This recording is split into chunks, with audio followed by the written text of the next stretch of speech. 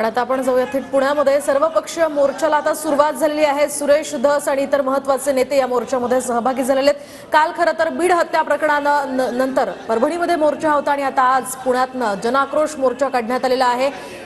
तर या मोर्चामध्ये मोठ्या संख्येने कार्यकर्ते सुद्धा आहेत। यासोबतच मराठा समाजाचे बांधव आहेत, मनोज जरांगे हे सुद्धा या ठिकाणी येणार आहेत। यासोबतच सुरेश धस आहेत आणि महत्त्वाची बाब म्हणजे रोहित पवार आणि रोहित पाटील हे सुद्धा या मोर्चामध्ये सहभागी होऊ शकतात। सर्वपक्षीय हा मोर्चा आहे। आधी बीडमध्ये, त्यानंतर परभणीमध्ये आणि आता पुण्यामध्ये हा मोर्चा काढण्यात आलेला आहे। जनक्रोश मोर्चातनं जोरदार घोषणाबाजी होते। बीड हत्या प्रकरणातील संतोष देशमुख यांना लवकरात लवकर न्याय मिळावा आणि आरोपींना फाशीची शिक्षा व्हावी या मागणीसाठी खरं तर हा जनाक्रोश मोर्चा काढण्यात आलेला आहे। सुरेश धस हे आधीपासूनच संतोष देशमुख यांच्या मारेकऱ्यांना शिक्षा व्हावी यासाठी आक्रमक झालेले आहेत। अनेक महत्त्वाचे मुद्दे त्यांनी उपस्थित केलेले आहेत आणि या मोर्चामधून आज खरं तर सुरेश धस आणि इतर हे महत्त्वाचे नेते काय बोलतात त्याकडे खरं तर सर्वांचं लक्ष लागलेलं आहे।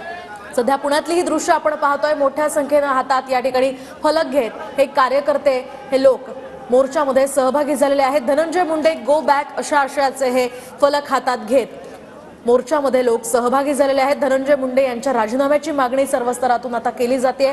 त्यातच पुण्यामध्ये सर्वपक्षीय हा मोर्चा निघालेला आहे आणि या मोर्चामध्ये सुद्धा धनंजय मुंडेंच्या संदर्भात काय बोललं जातं ते पाहणं अतिशय महत्त्वाचं असणार आहे। कारण काल परभणीमध्ये मोठ्या संख्येनं जमाव आलेला होता आणि त्याच ठिकाणी धनंजय मुंडेंच्या राजीनाम्याची मागणी करण्यात आलेली आहे। आता पुण्यामध्ये हे सगळे नेते काय बोलतात त्याकडे सर्वांचं लक्ष लागलेलं आहे।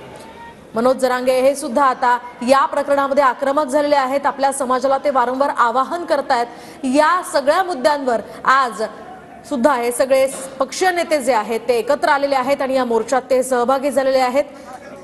विशेषतः सुरेश धस आपल्याला या दृश्यांमधून पाहायला मिळतात। तर दुसरीकडे बीड शहर पोलीस स्टेशनची ही दृश्य आपण पाहतोय। कराडची मध्यरात्री वैद्यकीय चाचणी करण्यात आलेली होती आणि वाल्मिक कराड याच्या सीआयडी कोठडीचा आज खरं तर 5वा दिवस आहे। त्यानं एका आजार असल्याचं सुद्धा सांगितलेलं होतं। या सगळ्या पार्श्वभूमीवर आता या घडामोडींना वेग आल्याचं आपण पाहू शकतोय। खंडणी प्रकरणात आरोप झाल्यानंतर वाल्मिक कराड हे 31 डिसेंबरला पुणे इथल्या सीआयडी कार्यालयात सरेंडर झाले होते आणि त्यानंतर त्यांना कोर्टात दाखल करण्यात आलं होतं।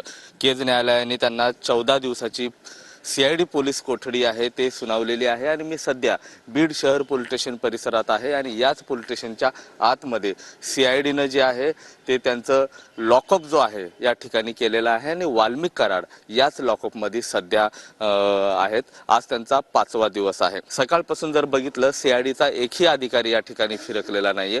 रविवारचा दिवस आहे त्यामुळे काही वेळानंतर मुख्य आरोपी जे आहे सुदर्शन घुले याची चौकशी झाल्यानंतर सीआयडीचं पथक जे आहे वाल्मिक कराडांच्या चौकशीला येण्याची दाट शक्यता आहे। सीआयडीचे जवळपास 9 पथकं जे आहेत ते कामाला लागलेले आहेत। 150हून अधिकारी जे आहेत या पथकामध्ये आपल्याला पाहायला मिळतात। एक कॅमेरा पर्सन विनोद सह मी महेंद्र कुमार मुधोळकर, TV9 मराठी, बीड।